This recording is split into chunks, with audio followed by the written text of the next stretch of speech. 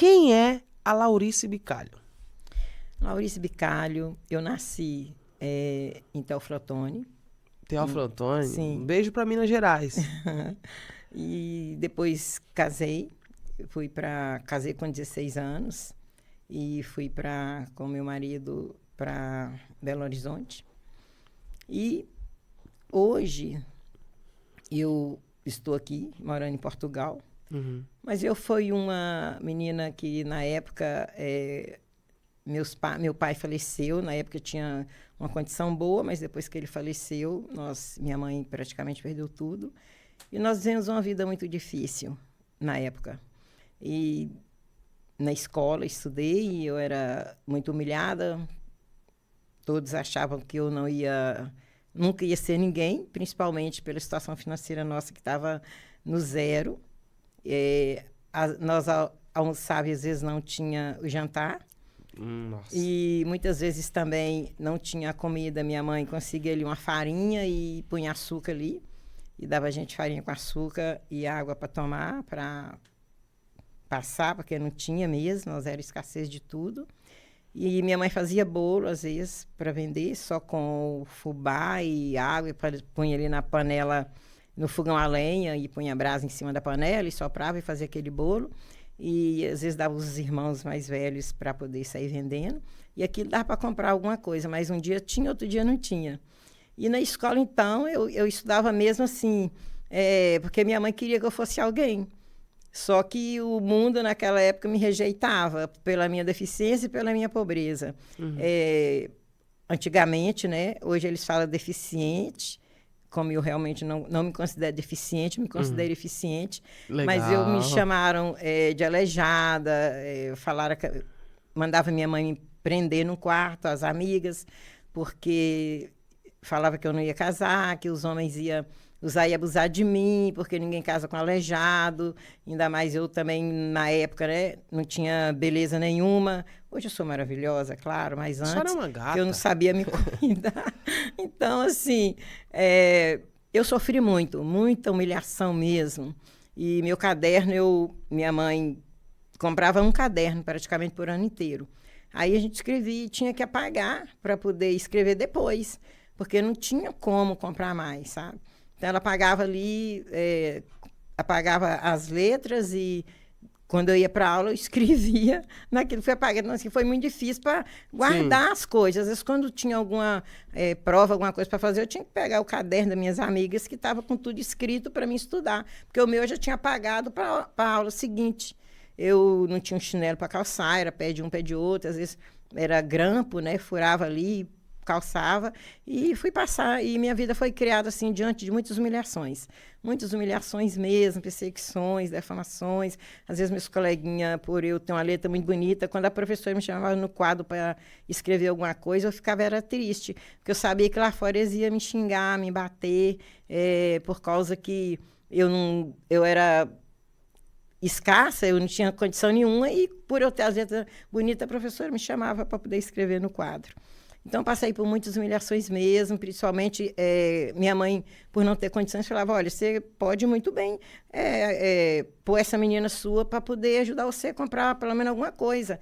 Mas minha mãe, ela é aleijada, não estava, pega vai lá, tinha uma igreja lá, ainda tem Sim. até hoje, leva ela na igreja, deixa ela sentada lá, e vem embora, depois você pega, manda ela pedir esmola. Aí pegou um prato, esses pratos antigos, né? Sim, sim. E pegou e deu minha mãe e falou assim, dá ela esse prato, e ela vai, senta lá na igreja e fica pedindo esmola. E aí, por meu braço ser deficiente virar, ela virava o braço e falava assim, ela chega pro povo, ela vai fazer assim, me dá uma esmolinha, pelo amor de Deus. Aí eu pensava assim, eu não vou fazer isso, eu vou ser alguém na vida, eu não vou pedir esmola, eu faço qualquer coisa, mas esmola eu não vou pedir. E a senhora tinha quantos anos nessa época? Eu tinha 8 anos, 8 para 9 anos, sabe? Isso fixou muito na minha mente, que tudo que eu falava com minha mãe que eu ia ser, que eu não ia casar, que ninguém queria casar com a aleijada, que eu não ia ser nada, que era para minha mãe prender no quarto, não ia usar, abusar, minha mãe ia criar eu e criar neto, eu rejeitava pela minha mente. Eu falava, não ia ser. Só não falava com a minha mãe, que se eu falasse, eu não vou ser isso, eu apanhava. já cheguei ao ponto de apanhar de ir para água com sal. Ela pôr água na bacia com sal e me dar banho. E a bacia ficar toda cheia de sangue, de tanto que eu apanhava.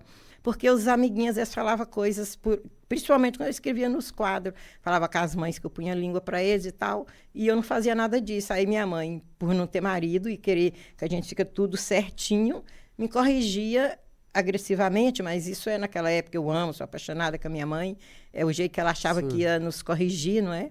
E minha vida na infância foi essa. E depois que casei, minha mãe, depois que eu fiz 16 anos, minha mãe também, eu fui para a igreja, minha mãe deixava eu ir e ela praticamente cuspia. Se secasse e eu não chegasse, o couro comia. Aí nisso tinha uma rua que estava arrumando e tinha uma máquina que estava passando ali. Aí eu parei, terminou a igreja, eu parei ali para esperar a máquina passar. E quando eu parei, chegou um rapaz e parou do meu lado. Para esperar também, que nós não podíamos atravessar, que estava tirando as terras, sabe? Aí minha mãe de lá, minha casa era no alto, minha mãe viu eu e o rapaz do meu lado. Aí o rapaz virou para mim e falou assim, nossa, eu estou com tanta pressa e a máquina demorando, e como que eu vou fazer eu vou chegar atrasada? Ainda falou assim, eu não sei onde que eu estava indo. Aí eu falei assim, aí eu já estou preocupada com a minha mãe, porque ela cospe, se secar e eu não chegar, eu apanho muito. E lá, mas ela vai ver que é por causa da máquina. Aí nisso minha mãe veio, desceu de casa, viu esse rapaz. Aí olhou assim e falou comigo que você vai embora agora. Falou com o rapaz, você vai embora agora lá para casa com ela, que eu tenho uma conversa para conversar com vocês. E me pegou, como se ela estivesse me abraçando, né?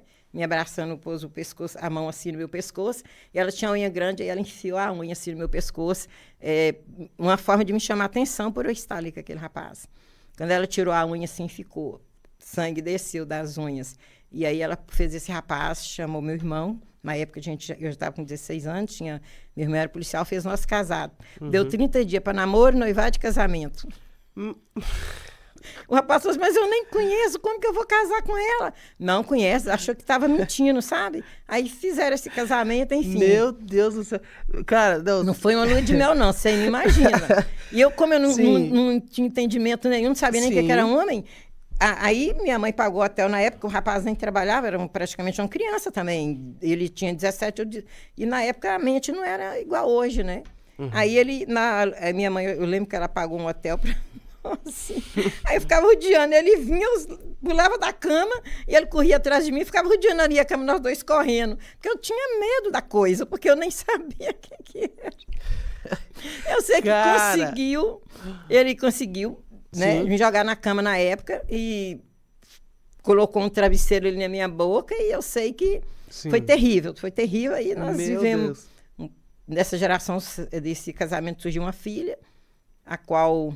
Eu fiquei contente, falei, agora, graças a Deus, tenho uma filha, vou desse casamento, e vai ser meu braço direito, porque eu não tenho um braço, e era muito difícil também para mim fazer as coisas, e é bom que ela me ajuda. Eu falei, essa criança vai ser meu braço direito. E fiquei muito contente.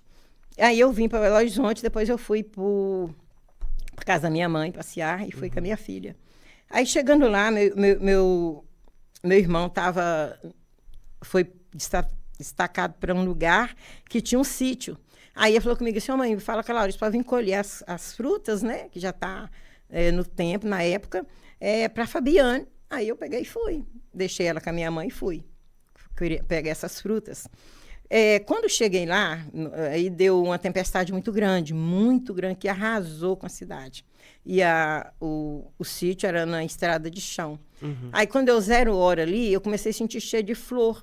Eu não suportei ficar dentro de casa. Eu falei com meu irmão, não, eu preciso ir embora, eu estou sentindo um cheiro muito forte aqui dentro de casa. Ele, não é nada não. Eu falei, eu não sei, eu deixei minha menina com a minha mãe. Aí ele falou assim, não, se fosse alguma coisa com sua filha, minha mãe avisava. Só que nisso, minha filha desceu, foi para o hospital. Minha mãe mandou me avisar, só que não teve como me avisar, porque não tinha eletricidade, não tinha telefone, não tinha nada. A tempestade acabou com tudo, não tinha luz nem nada. Aí minha mãe foi no quartel, falou com ele, olha, a menina tá ruim, a filha dela foi para o hospital, tá muito ruim, tem que avisar ela. Aí os policiais pegaram um jipe com corrente nas rodas e mandou me avisar. Só que nisso, nessa trajetória, o jipe ficou atolado, não deu para continuar. Meu Deus! E deu de manhã, eu falei com meu irmão, de manhã eu quero ir embora. Aí quando foi 5 horas da manhã, ele arrumou outro carro lá na polícia e me levou. Quando eu cheguei em casa, não sabia de nada. Deixei a menina boa, achei que estava bem, não passou nada pela minha cabeça. Eu senti aquela aflição, mas a gente jovem não leva muito a sério. Chorei muito na aflição, mas continuei, achei que estava tudo bem. Quando eu cheguei em casa, eu já tinha colhido as frutas para dar para minha filha. Quando eu cheguei em casa, a casa da minha mãe tinha uma subidinha que era a porta da sala e aqui a cozinha. Como era chuva, eu estava com a bota muito alta, suja de lama, eu falei que meu sobrinho estava comigo. Quando eu olhei assim, quando estacionou o carro, aí eu vi muita gente na casa da minha mãe, eu vi uns lustres. Aí eu falei com meu sobrinho, vamos passar com essa sacola pro sul, que minha mãe tá cheia de visita. Falei, nossa, que tanto de visita que minha mãe arrumou. Aí fui. Quando eu passei na porta da sala, assim, com a sacola, eu olhei assim, falei, uai, um caixãozinho, morreu alguém. Aí todo mundo achou que eu sabia, mas eu não sabia. Quando eu cheguei assim, pus a sacola na porta, quando eu olhei assim, eu falei, meu Deus, minha filha! Hoje eu já, né, Deus já me fortaleceu com isso. Aí era minha filha que estava morta. Tinha entrado em óbito, minha mãe tinha mandado me avisar, mas não sabia de nada. E eu, na época, desmaiei, dei muito trabalho. E eu não acreditava. Eu falei, meu Deus, o que eu mais queria? Porque eu era muito judiada pelo meu marido e eu tinha certeza que aquela filha ia ser minha amiga. Eu também fui muito judiada pela minha mãe. Eu achei que aquela filha, eu sabia que aquela filha, para mim, ia ser tudo. No ventre eu já estava ali, aquele amor já era minha companheira, já era tudo para mim, que eu conversava com ela e sentia aquele abraço, aquela coisa, sabe? E ver meu sonho sinalizado ali numa urna. Não foi fácil na época. Mas foi o momento mais difícil ali. Mais difícil. Aí perdi ela na semana e o pai delas no outro. Ah, foi criança e a criança e o pai? E o pai. O pai me abandonou sem eu saber e foi embora e perdi ele também para sempre.